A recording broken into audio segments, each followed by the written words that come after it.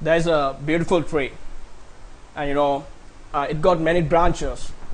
And if I simply describe that tree is the success and that branches are the failure, it slightly means that in behind our ultimate success there were many failures. So good evening everybody, and first and foremost I would like to pay my sincere gratitude to him for giving me this opportunity and giving me this beautiful topic to talk in front of you all, because this has been one of the most beautiful and one of the favorite topics that I ever got in my life.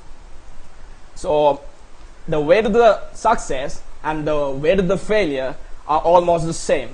So I would like to start my speech with very practical, very common example in my life. I remember when I was playing cricket in under 15, we had a match and we were in the run chase, and I was the opening batsman, and also I was very little too. Then as I get into the field, I felt that nervous. Myself told me that I won't be able to do that. Many things myself told me, but I said, I conquered myself, and I told, no, I'm gonna make it for my college. Then I went to the pitch, and because of that pressure, so much of pressure was on in my mind, I tried to come forward and strike the bowler, and but unfortunately I got out for 3 runs, wasting many overs. Then as I got out of the field, my coach was like a monster and began to tell off me like, you are not talented enough to strike the bowler stepping forward. If you are the man, you show us 50 runs from your side, then I will tell that you are the man. Then I got hurt, but then I went home and I disappointed about myself because I just let somebody to tell that I cannot do something.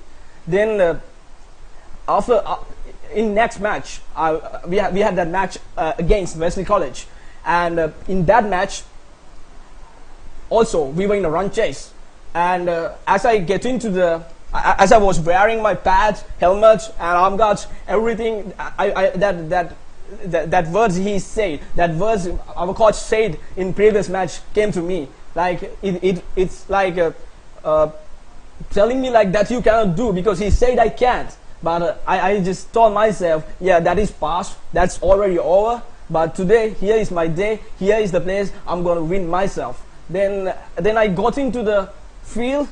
Then I finished the match. I was the opening batsman, and I finished the match, and I chased. We had to chase 169 runs, and I chased in one side, and 56 runs not out, and scored a winning knock for my college, and I won that pride. Then as I was getting out of the field, my coach just stayed was out of the boundaries and just looked into my eyes and kept quiet for 3 seconds. Then he said, you are the man. Then I told myself, yeah, I showed you, I got the revenge of your words. Then I'm satisfied. Then my dad came all of a sudden and hugged me and told, you are the man. Then there was nothing that I cannot describe the happiness and the pleasure that I got at that time. So that was about me. Speaking of the people who succeed in this world, very famous people,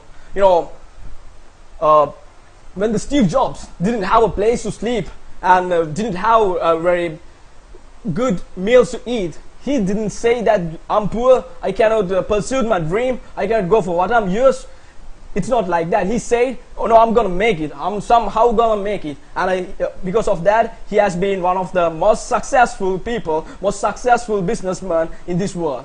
When Michael Jordan got fired from his high school basketball team, he never said that I cannot do, I'm not talented enough to play with other guys. He never told like that. he went to home, he locked himself in the room, and he cried. But he never gave up, because he knew the inner strength. So he worked on himself, and finally he became the greatest basketball player of the time. When Albert Einstein couldn't speak any single word till almost he's 4 years old, he never said, yeah, I'm a loser, I cannot do anything. He never said that. what he really did was that he found the inner strength that didn't exist in himself, and he worked on himself to make himself unassailable. So finally he became one of the greatest scientists all the time. So that's how these people have become successful. That their morale, their strength, their attitude, their passion, their love, everything just came to him with that failures, with that mistakes, with that weaknesses, that everything motivated, inspired them to go for what is theirs. And I remember, speaking of this English, I'm not afraid of saying or shame of saying in front of any people that English is the thing which changed my life. I was just a small person, just a normal person among everyone. That everyone, I could do what others can do, just as normal. But English just made the impression in me like that I'm somebody better than anybody ever knew.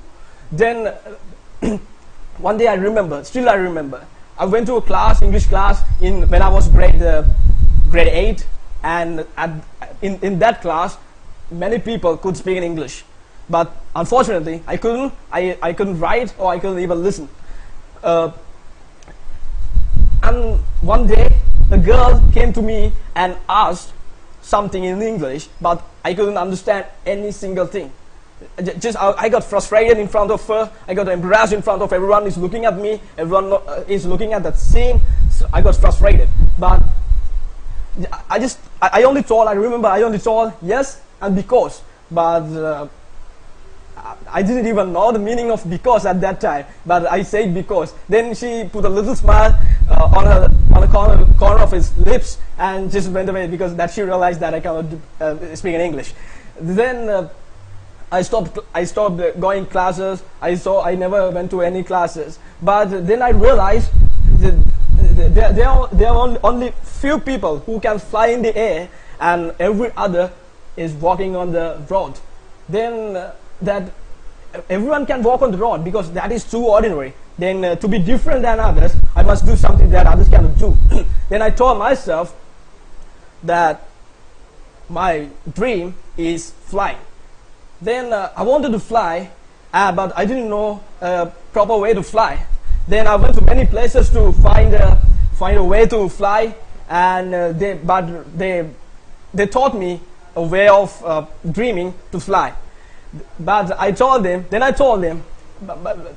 dreaming to fly is not my dream, but flying is. I'm already dreaming, but I want to fly, and I quit. Then as I was walking down the road, disappointing about myself because I cannot fly, then I met someone called Roshana, that he swore me that he will find a way to me to fly. Then I went to him, but it's amazingly, he never taught me a way to fly.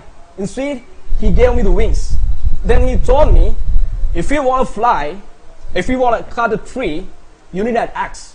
But axe never cut the tree itself. It requires effort. So I gave you the wings, so it's up to you to define how you fly. Then after about 3 months, it's unexpectedly, I could fly in the air, but I didn't know that I'm flying, but I flew. So then everyone began to see me like somebody, very highlighted, very big than others. So I got to be very highlighted and everyone began to see me like a foreign guy. I mean, in the point of view of English, that everyone began to see me like that. So that time was really great. It's because if I gave up saying at that time when that girl beat me talking in English, if I tell myself that I cannot do, everyone is better than me, I couldn't have been here today, because of that moral and that strength, that attitude, that never give up attitude, and took me this far. And finally, I remember one day Dad told me one thing. I accept the failure, but I had not tried. It is your duty to go for what is yours. No one got right to stop you. And the greatest pleasure that you can ever achieve in this life is to do something that someone says that you cannot do. Thank you.